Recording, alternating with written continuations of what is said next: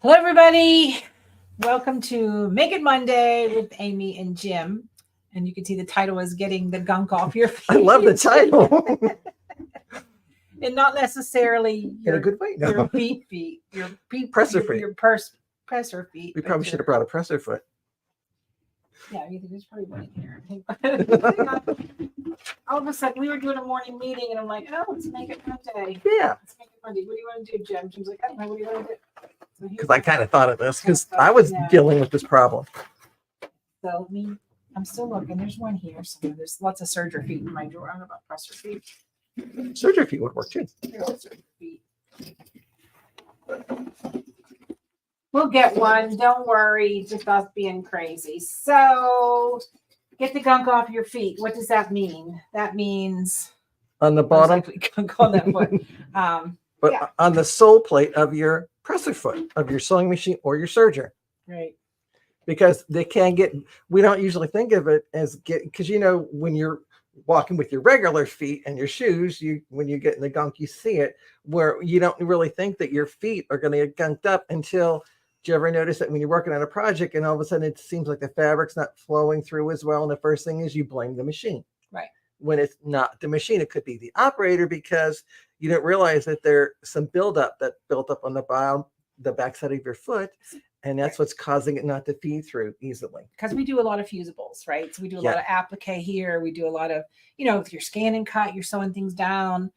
Even the bottom of your embroidery foot and your needle can be gunky as well. Just because fusibles will cause that problem one way. Well, you think too, your needle is metal. Perfect. And if you think of it, when your needle, it's generating heat every time it's going through the fabric. Right. It's generating a little bit of heat, and it's reactivating some of that adhesive that you may be using, that fusible web, to hold it together. Yeah. And the same thing for the bottom of your presser feet, that if you have this running across your fabric a lot, and even like last week here, it was very hot, so when we were feeling the heat even inside, that's going to make it generate more heat, and it could cause some of the fusible web to ooze out just enough so that it gets stuck on the sole plate of your presser foot. Right, because friction is friction. Friction is what breaks your needle threads. Friction is what causes the goo. Friction causes a lot of problems. Actually, skip stitches, depending on. That's why you don't like to have your machine vibrate.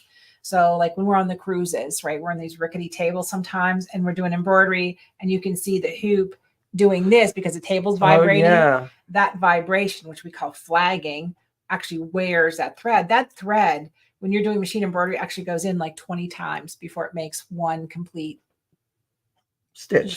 So that's true. So because it has to go down, loop, and come back up through. Yep. So you're right. Exactly. So it's a lot of friction on that. It's a lot of friction. So how do we clean our feet, James? Well, for one thing, I wouldn't use water. Correct. Right. Because I don't know what my foot is made of. And some parts could be where it actually could cause rust, if it's like an unconditioned type of steel. Right. And most of it is. And since my daughter's diabetic, we quite often have little alcohol wipes at home that I'll just tear open a white pack and brush it up that way. But I also like to use hand sanitizer. That is a great cleaner. People don't realize that. Yeah. So I can just take a little bit of this on a tissue and just go across the back side of the foot or the bottom of the foot, and it just buffs them right up. Right, because if you have a Bernina feet, you have that hole, so last thing you want is get water down in there. And if you have the crystal editions, you don't want water in there. So that's the other thing. And these feet, you can see how this one's worn, right? It gets very scratched.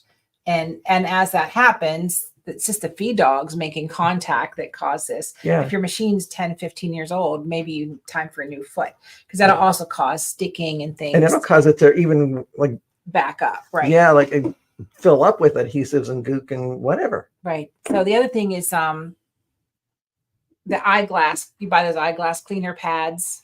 Yeah. So basically everything has in common is alcohol. Yeah. Right. So, you can use this stuff, right? The good stuff, right? Hand sanitizer, clean your glasses, jewelry. Yeah, you just want to keep water away from it, because I think water will actually attract that sample. Yeah, I think the water will attract even more rust or more products or headaches later on. So just keep any kind of even the spray liquid cleaner, since the majority of that cleaner is water based. I would keep away. I would just say hand sanitizer, alcohol wipes, anything like that. And what I like about using the alcohol wipe, there's not a whole lot in that pad, and that we also have a cleaning unit to use that to wipe it off with. Yeah, So, good clean cloth. yeah, either like a good quality facial tissue or paper towel will work. Right. So let's talk about sticky, right? We all talk about fusible web. So Yeah. I almost said the word we, but since I was going on we, I like the we. the we part, like there's a mouse in my pocket. So I'm going to hold this up. These are new quilted floor cloths, right? So we have the kits in. Yep. They haven't been priced or anything yet. Like you just finished these kits. Yes. The sample's 99% done. These go on your kitchen floor beside your bed. Look how awesome this is. It's huge. And this is made out of home deck fabric, not cotton. So it really has a nice, heavy, almost canvas. Yeah, they call it slub canvas. Right. If you have a covered porch, a front porch, yeah, it'll work. It would be beautiful in front of your swing or, in front of your door. You don't want people wiping their feet on it. But if you have a pretty porch, this can go on your pretty porch, right? So unfortunately, my porch although I love decorating, it gets a lot of traffic. So, and the little boys will just wipe their feet on anything. They have no clue that, anyway. It's for show, not for you. Exactly. So, you teach them to wipe your feet, you get what you get, no matter what's down there. So look how huge these patterns are. So these are just raw edge. And so this does have a little bit of a stick to it. Yeah. And that's what kind of started. And you used fusible web, Jim? Yep, I use a fusible web. And that's what was the idea for Make It Monday today, because sometimes whenever I was going along the edge, my foot was sticking a little bit after doing a lot of sewing. Right. So I periodically took it off and wiped up the back of it. So this is just raw edge applique. The pattern designer encourages that. So there is a thin batting in here, yep. Right? So it does. They are so. There's Halloween. There's Christmas. There's. But you get all the pieces in there, and then the directions and the patterns are going to come on a USB stick because you have to print out multiple pages. So right? It's full size, yes. And tape it together because these are very big, chunky pieces. Could you do it in your scan and cut? I thought of that for a second and realized no, because when I'm doing a piece like this, it's the whole 24-inch mat, you would waste too much. Yeah, you would waste so much of the fabric just to go and hoop it up and lay it in. So I would not do it in my scan and cut. Yeah, so that's why I'm saying that. You could yes, but the fabric is just enough, and you can't have a wasteful. But you could still see through like your paperback stable fusible web. So basically, I just laid it on the top of the pattern piece and traced it up, and I did mark on it like all the pattern piece numbers, and then fuse it on and then cut it out. So because plus two, like the one print, it kind of went over with the same pattern. So I wanted it to be continued like that. So if I would have done it with a scan and cut, it probably wouldn't have matched. Yes. So that's the only time I wouldn't use my scan and cut. Right. So we have Texas in the house. We have Montana, Michigan. Hi, everybody. So Linda, I was just a week in Dallas, right? And so I only left the hotel twice. First of all, it was very hot here in Pennsylvania too. Like I missed the heat streak here. But if I learned one thing about Texas, I would say it's 110 outside, minus 10 inside. The conference center, I had on socks, a t-shirt, a blazer. And, I could have worn a beanie hat because the air conditioning was so bad. But it also prepared me the fact that I probably couldn't do well in health. So I got to be a really good person because the heat was brutal. So I have to be a very good soul from from here on out. It was. It may cost you later. It may cost me later. You're right. So it was hotter than Hades. Well, we're happy to have you back. I am glad to be back until next week, Saturday, and then the family, grandkids, son, daughter-in-law, PJ, the whole cruise to Alaska takes off next week. So we'll be with Reen from Averted Garden, Stephanie from Caesar Easy Weed. The classroom is a full glass classroom, so it's really lovely. Nice. Because even though you're in the classroom, you're still seeing what's going on. You'll do a couple of lives from there too, right? So it's going to be 45 to 55 there in rain, according to the future forecast. So I don't know if do I do a box opening? No, we're fine with that. We're good. I don't miss that this time. Yeah. So I'm going to try to go live because I always do the ports and and things like that. So anyhow, hello, we got Conquest New York is in the house. Do you guys have any Welcome. questions? Janet, Papa, hello.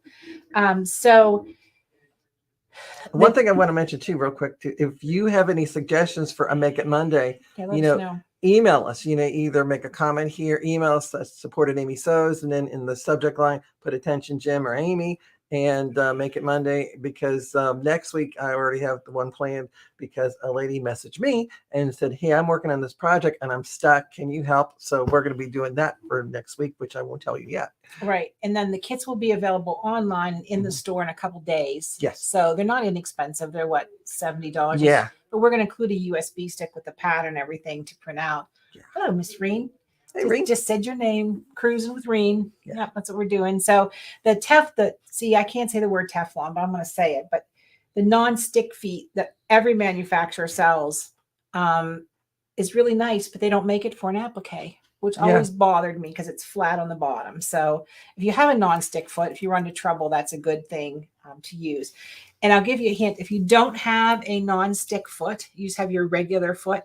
If you take a piece of, again, the brand, I'm probably going to get in trouble, like Scotch tape or package tape, and put on the bottom of this foot, that is very much a non-stick surface. Oh. But the problem is you got to peel the tape off, right? And then maybe use this to clean up the adhesive. They use to clean it up. But if you have an older machine and maybe you have two of the same feet, just keep the tape on for a non-stick type surface. When you're sewing things like this upholstery cloth where it's textured or there's a finish on it, I can't explain it. It's not like it's coated canvas or anything like that. But there's a finish. So it's almost like a sizing they kind of put on it to make it look pretty. Right. And since Reen is here, I posted it in both Facebook pages, her new bag and the hoop, which is stunning. I'm going to talk to her next week. I'm going to pick a date. I'm going to do the class live with everybody so we can do a stitch along with it. Yep. You just have the link to order it from Reen. It's magnificent as always. Like, I can't even explain the way the zippers, the pockets, the flaps. That girl's so smart. Anyway. Maybe I won't be able to make it. That's okay. The directions are pretty good. Yes, Reen, you're awesome. And let's see. So Linda's been on our cruises. You go to Catch a Can, go to Saloon and get a wild berry margarita. Girl, now you're talking. Yes, a margarita. And the funny part is the theme night is Hawaiian night.